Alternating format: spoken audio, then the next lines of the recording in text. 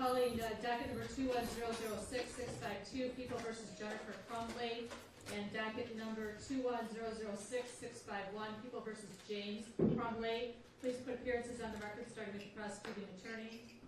Good afternoon, Your Honor. Karen McDonald, appearing on behalf of the people of the state of Michigan. Good afternoon, Your Honor. Martisha Washington, appearing on behalf of the people. Good afternoon, Your Honor. I'm Shannon Smith on behalf of both Jennifer and James Crumbley. Good afternoon, Your Honor. Marielle Lehman on behalf of Jennifer and James Crumbley. Okay, today is the date and time set for a probable cause conference. Before we begin the probable cause conference, I just want to place on the record again and advise both defendants. Do you understand that you do have the right to retain your own individual counsel, and since you are co-defendants in this case, if a conflict exists and or arises, you may want to have your own independent counsel. Do you understand that, Ms. Crumbley? Yes, Your Honor. Do you understand that, Mr. Crumbley? Yes, Your Honor. Attorneys, can you advise the court and tell the court whether or not you believe a conflict exists as it relates to your representation of these defendants at the same time? Your Honor, we have gone over this extensively within our office and with our clients. At this time, there is not a conflict. We have addressed if a potential conflict, how that could arise. We don't anticipate that's going to happen. We have actually executed a written waiver of any potential conflict with our clients. We have gone over it over and over, repeatedly. Okay, and you both understand it's your obligation to advise the court at any point in time during the course of these proceedings, including not just the preliminary examination, but up in the circuit court if it goes to that point of any conflict at the point that you recognize that one exists. Do you understand that? We absolutely do. Thank you. We do, Your Honor. In knowing all that, I do, I'm sorry, go ahead, Ron. I said we do, Your Honor. Ms. Crumbley, and knowing all that, do you still want to proceed today with these attorneys? Yes, Your Honor. Mr. Crumbley, do you want to still proceed today with these attorneys? Yes, Your Honor. All right, let's go ahead and as far as the probable cause conference is concerned, go ahead. Do you have any resolution on this case? May I remove my mask to speak, Your Honor? Go ahead. I'm Karen McDonald on behalf of the people. Your Honor, as you are no doubt aware, on November 30th, 2021 in Oxford High School, 4 children were murdered, 6 children and 1 teacher were shot. Hundreds of others were terrorized. Approximately 300 officers responded to the area, including representatives from at least 26 agencies. At least 11 fire departments responded. The volume of discovery in this case is staggering. It includes a tremendous number of police reports, digital evidence, photographs, search warrant returns, ATF reports, FBI reports, witness statements, and recorded interviews. This case is unprecedented in Oakland County and perhaps the state. It is unlike any other case, and given that we submit that the typical protocols for discovery and the normal time frames for a preliminary examination will not allow adequate time for the prosecution, or the defense for that matter, to adequately prepare. The parties signed and submitted a stipulated protective order regarding discovery for the court's signature.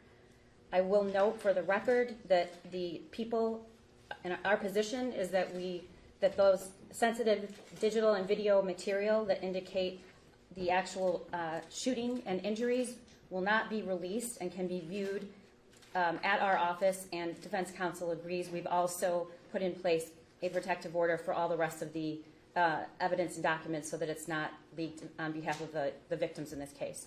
Once counsel agreed to do that, we tendered approximately 500 pages of discovery, which I'm told they were in possession of late afternoon yesterday.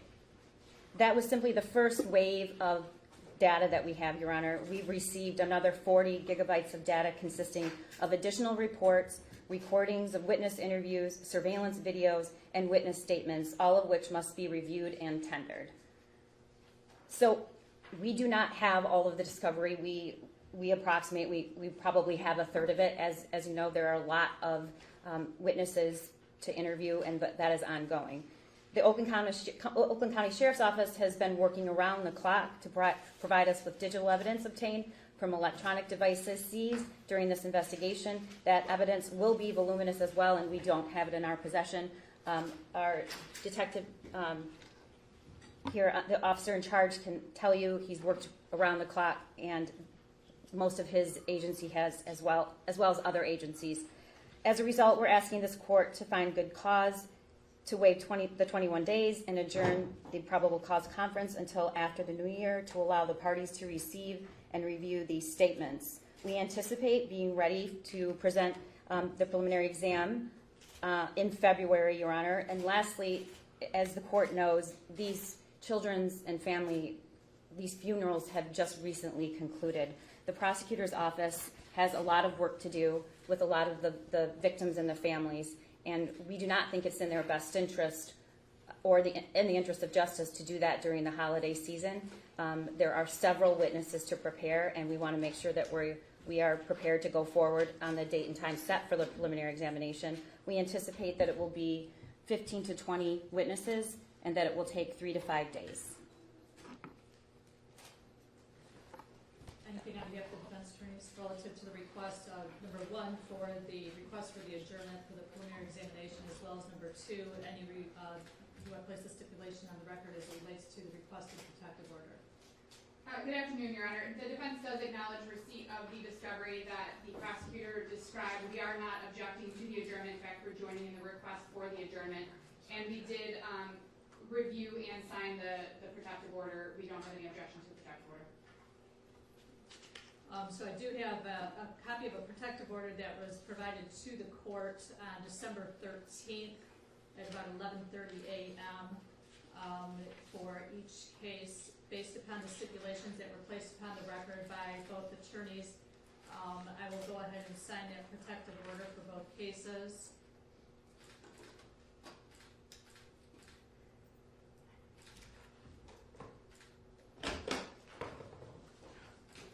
As far as the request for the adjournment is concerned, can I have both the defense attorneys and the prosecutor approach the bench?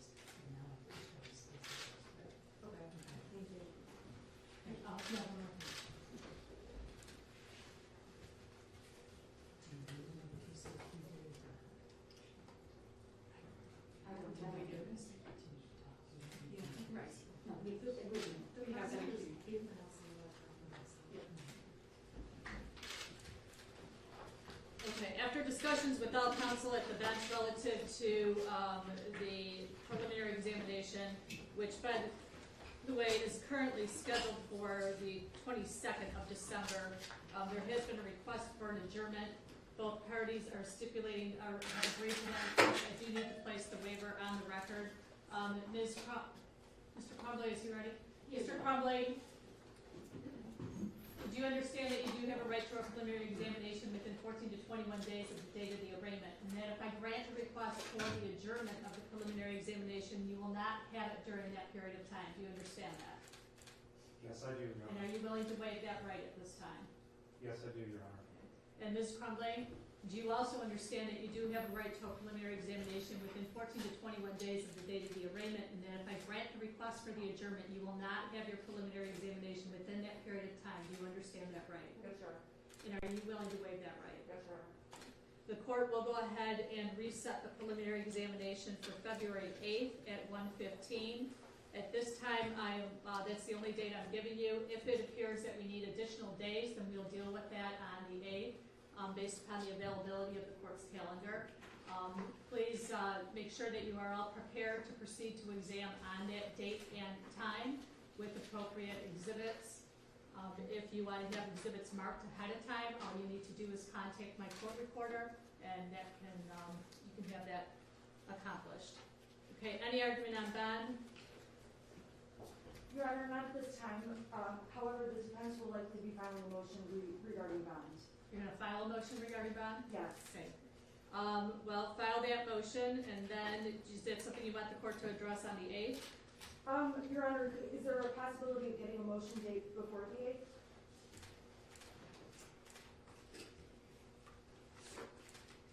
Are you doing one for sure?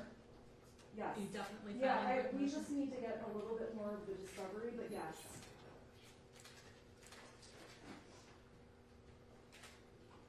When do you anticipate that you'll be filing that?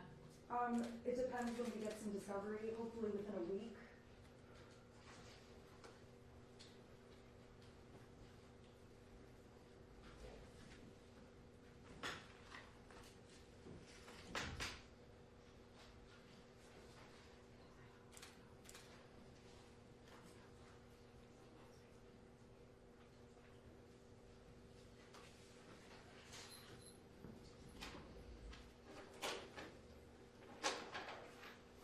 Okay, hang on a minute, I gotta check my calendar and see what I have.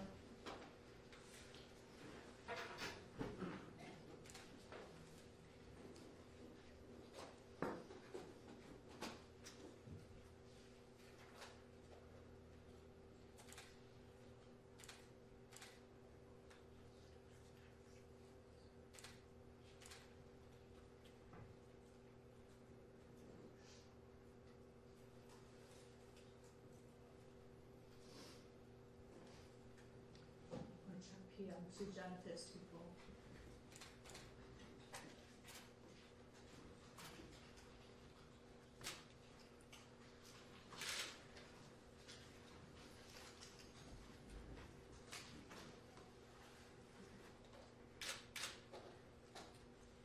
Do January 7th at 1:15.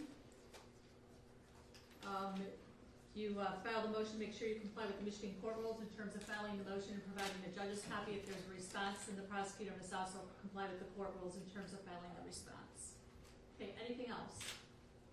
No, thank you, Your Honor. No. Okay, we're adjourned.